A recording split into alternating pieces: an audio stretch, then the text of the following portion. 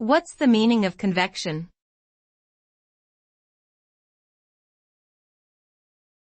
Convection.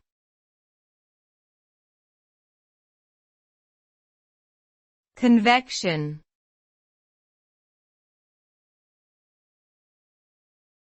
Convection.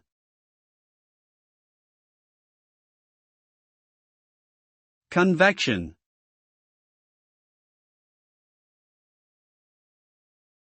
Convection is the process of heat transfer that occurs when a fluid, such as air or water, is heated and then circulates to transfer the heat.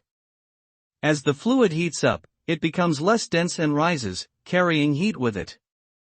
This sets up a circulation pattern known as a convection current. Convection is responsible for many natural phenomena, such as ocean currents, weather patterns, and the movement of tectonic plates. It also plays a vital role in many everyday applications, such as cooking, heating, and cooling.